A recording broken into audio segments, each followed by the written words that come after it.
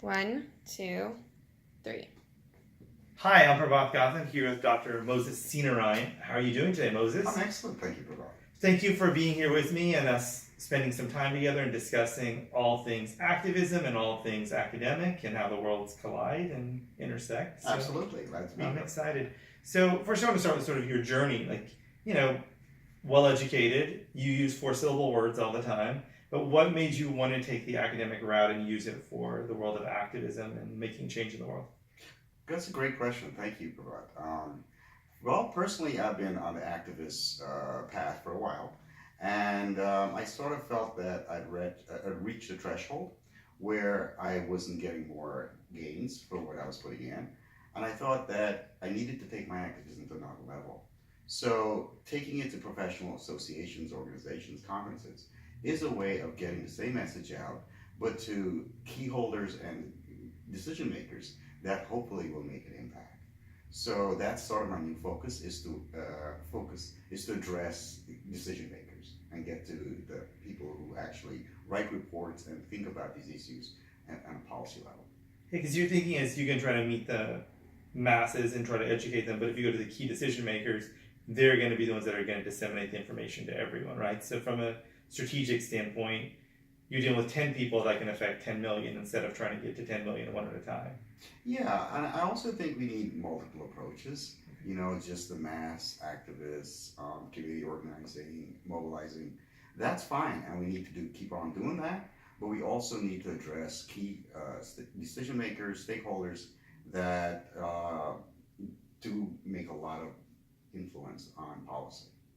One of the things that I've always found interesting with you is you are old school with the academic side. You're an author. You have some of your books with us today, but you also have used Facebook in a way I've seen very few people utilize it, where for every book, you create a separate Facebook page. It's all intermingled. You have Twitter, Instagram, so you have separate entities for each one, but then you also cross-promote everything, where a lot of people would say, know your brand, stick with one thing. So what sort of was the thought process behind having something separate for each one? Again, really good question. Thank you. One of the reasons why I have separate pages is initially I start those pages as a vehicle to do my research on the books. So I start those pages as a way of collecting and posting information there. And then when I am actually writing, I go to those pages and pull all the information that I posted. So it's kind of like a repository for me. And then it really, over time, helps to shape my thinking on, what are the current issues, what are the issues that are missing, and what I can add. That's great. You're also creating your own followers for yourself by having so many different pages. But I remember you talking to me too about it. You use all these different systems where, you pay for these services where they'll allow you to post on 8 different things really quickly. And again, that's very new school, new technology that a lot of authors that I know don't use and don't even understand or never heard of. Yeah, I guess posting automatic social content is good. That's sort of, I've been moving away from that though, because I find that the interaction on those kinds of posts are not as high as the ones that I select and maybe comment on. So, I think users are looking for some kind of a personal touch and not just sharing of information. That's great. So tell me some of the different activism. I mean, as far as I've known you, as long as I've known you, you do a lot of stuff in the environmental movement, women's rights, animal rights, equality. So sort of in that journey, how do you view yourself as what type of activist or just activist period? That's a good question. Thank you, Prabhat. I think that I've sort of evolved over time. So my activism has added to what was there before. So maybe I started doing one issue and then I would add another issue. And so I would just keep going. I tend not to let any issue go. So for example, for my research work in India, I did writing on untouchable women and the caste system. And I set up a Dalit Women's Caucus page, and we've still been using and running that page for 10 years. Wow. So I think that, that keeps me sort of abreast with the research and the issues that are still there, as well as it, attracts followers and gets people to find out about the issue that, it wouldn't have been there if we hadn't started that page. That's great. So tell me a little bit about some of the books that you've created and what your next book is that you're working on. Awesome. Thank you, Prabhat. I'd love to do that. So, one book I would like to share is Meet Climate Change, the second leading cause of global warming. This is a very important book because a lot of issues, a lot of focus is on the fossil fuel industry and how to reduce carbon emissions. However, given the trajectory of animal products and consumption of animal products, even if we went to zero in terms of carbon emissions by 2100, rising carnism and the consumption of animal products will still lead to catastrophic warming. So that is the central argument of this book, that we cannot solve global warming unless we solve the diet problem. And eating plants is about 10% of the carbon emissions as animal products. So we cannot maintain a sustainable climate unless we reduce animal consumption. That's so great. Yeah. So, thank you.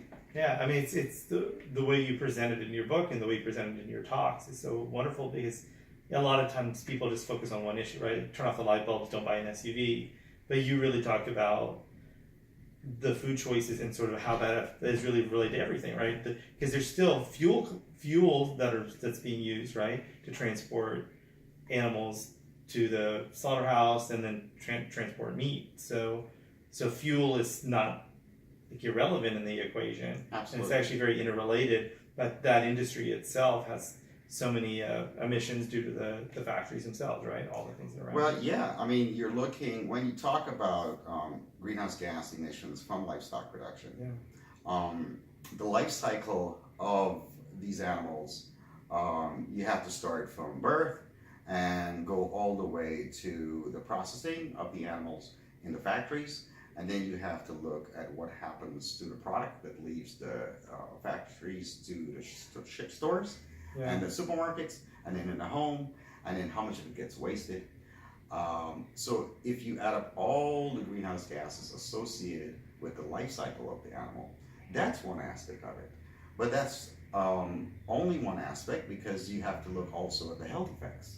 Because plant-based protein compared to animal-based protein, you have completely different health effects, whereas carnism will lead to chronic disease. And so if you add in the disease factors with animal production, that also increases the greenhouse gas emissions. But there are issues as well related to, say, antibacterial resistance, where the more antibiotics we use is the less resistance that we as humans have. There's all kind of associated emissions that will come from increased hospitalization and problems in trying to deal with bacterial infection. So if you look across the board, not only at what goes on in the factory gates, but outside the gates into society itself, this problem is immense. One of the things we write about in this book that isn't commonly known is the rise in the pet industry. So the most common human pets are carnivores. And the only thing that makes that possible is the livestock industry. We wouldn't be able to have the vast amount of pets that we have now, millions and millions of cats and dogs, without feeding them animal products, because they are carnivores, and that of course contributes to the greenhouse gas emissions from animal production. But there's all sorts of horrible climate change effects. For example, in farming crops, we release a lot of nitrous oxide into the environment. That runs off into the streams. That leads to die-offs and increased bacterial content in many, many areas. So we have these death zones in the marine layers and other issues that are climate related. No, that's wonderful. I encourage everyone to Meet Climate Change. It's a wonderful book. Tell me your next book. So in talking about the use of animals from a climate change perspective, we wanted to look at what this was historically. How did animal domestication come about, and what was it that caused that to come about? And so we wrote a book called Cyborgs versus the Earth Goddess, Men's Domestication of Women and Animals. and female resistance.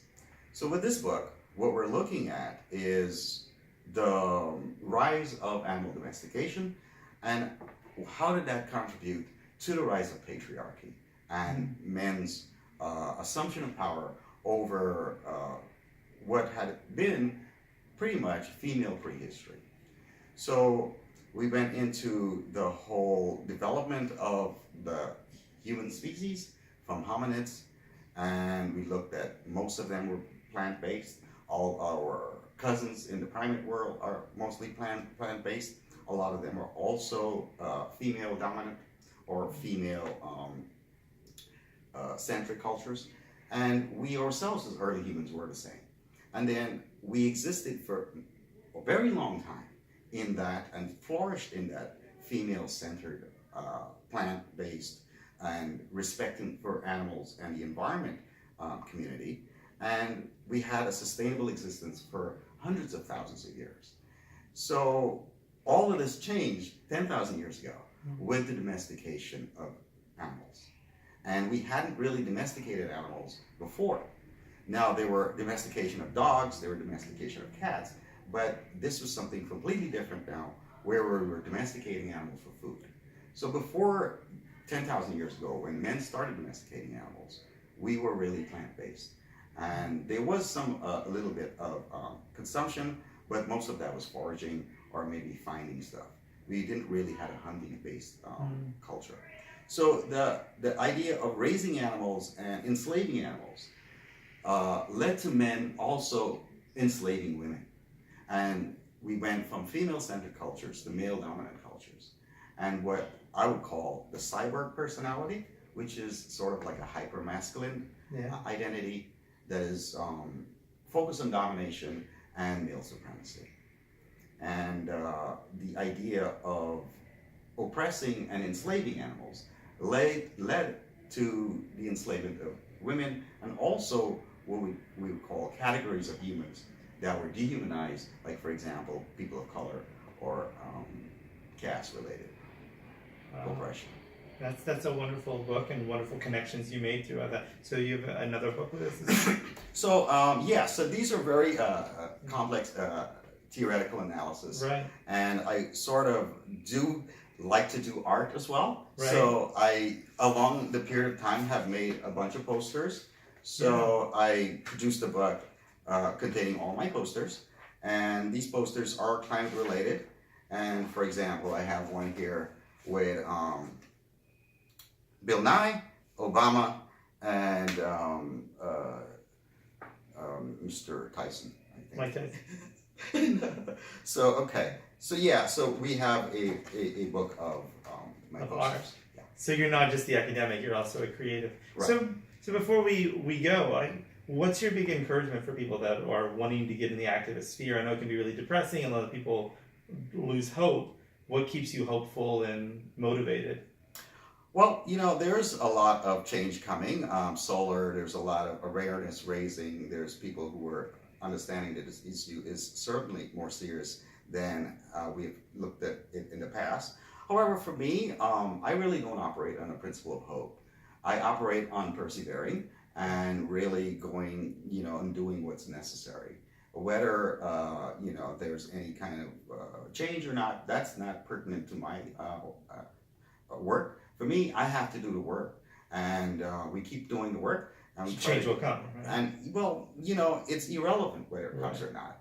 For me, it's just the work that's important. Right. You know, and if we keep doing the work, then, you know, eventually it might catch up. Right. To, but if not, at least we're following our own integrity and our own principles, Right. and doing what, hopefully, others, setting an example for others as well. You're doing your part and you are creating change. I remember when I was co-founder of the Animal Advocacy Museum, you brought your amazing posters there and educated us about Van Gogh and Coretta Scott King and sort of their activist side of them, you know, in a way that people didn't really know.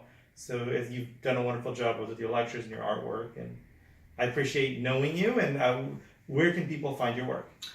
Thank you. My main organ right now is Expire Press. So it's xpyrpress.com. Okay. And they can find all your books there, and they can find how to get a hold of you and everything else. Yes. Wonderful. Well, thank you, Moses, for your time, and thank you for all the activism that you're doing, and you are making extraordinary change. Thank you, Prabhat. Whether This you is care about wonderful. making it or not, you are making it. Thank you. And keep doing the work, because I know that's all you want to do is keep doing the work. So, Absolutely. Thank you for All your right. support. Thank you. Thank you for your time.